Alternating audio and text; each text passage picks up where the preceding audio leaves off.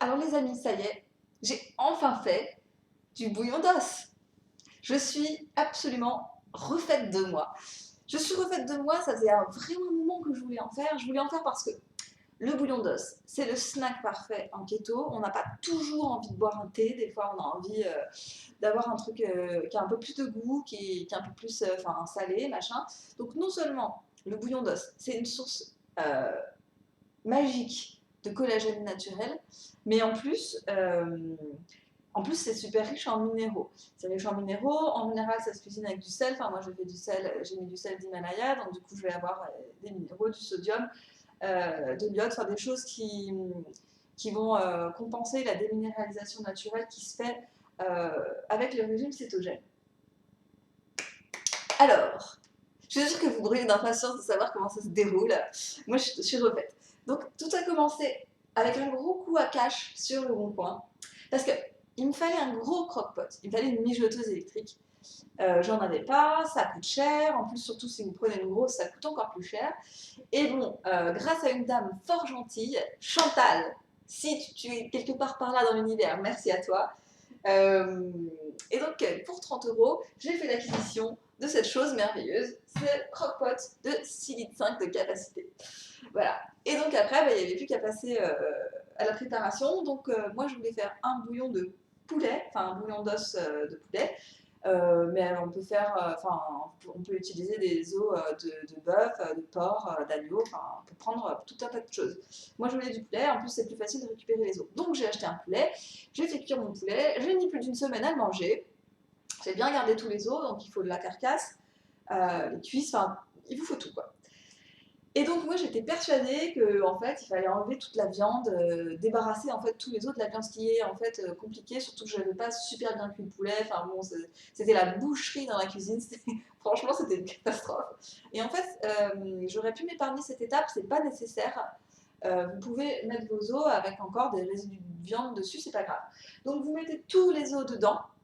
Vous ajoutez les ingrédients de la recette. Donc, moi, j'avais carottes, céleri, oignons, sel d'Himalaya et vinaigre. Si ça vous intéresse, j'ai fait un article de blog sur le sujet. Donc, je vous le mets dans la barre d'infos et vous retrouverez la recette et la procédure. Donc, voilà, vous mettez vos ingrédients, vous rajoutez de l'eau jusqu'en haut et c'est parti pour la cuisson. Donc il faut faire une première cuisson de 10 heures, c'est le minimum, que vous réglez sur évidemment mijotage faible. Quoi. Enfin, il faut pas que ça cuise fort, il faut que ça cuise doucement. Euh, et au bout de 10 heures, bah, le miracle. Alors, au bout de 10 heures, franchement, c'est pas ultra attirant. Il y a un peu des trucs à la surface, il y a du gras, il y a des. Pas super food porn. Mais vous pouvez vous arrêter là, filtrer le bouillon et le consommer. Ou vous pouvez décider que vous voulez plus de collagène dans le bouillon et que vous voulez faire mijoter plus longtemps. Moi, honnêtement, je me suis dit, quitte à se faire chier, on y va. Hein. On y va pour l'option offensive.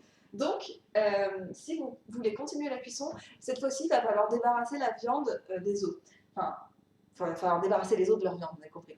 Donc, et en fait, au bout de 10 heures, c'est facile parce que vous prenez l'os, et la viande tombe toute seule en fait. Donc il faut juste récupérer la viande dans le fond parce qu'il ne faut pas que la viande cuise des milliards d'heures. Donc vous enlevez toute la viande, vous jetez et vous recontinuez la cuisson pendant 10 heures. Vous pouvez monter jusqu'à un total de 48 heures. Moi je me suis contentée de 12 heures je crois. Je me suis dit bon on va voir ce que ça donne avec 12 heures. Et donc au bout de 12 heures, vous filtrez votre bouillon. Vous le mettez dans des containers. Enfin moi j'avais pris plusieurs tasses comme ça.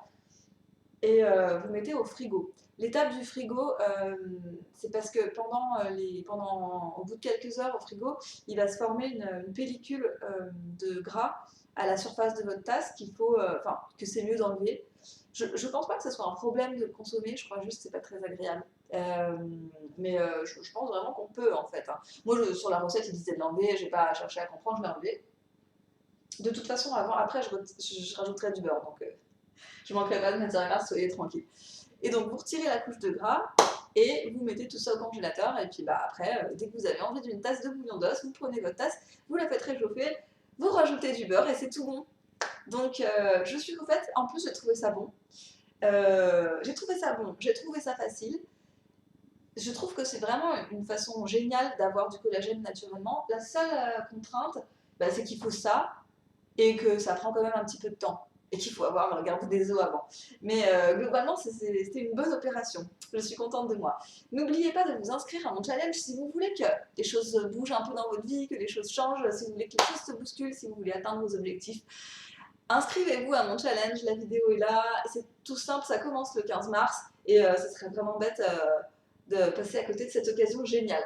N'oubliez pas non plus de liker cette vidéo et de vous inscrire à la télé-réalité de la cétose. À très bientôt!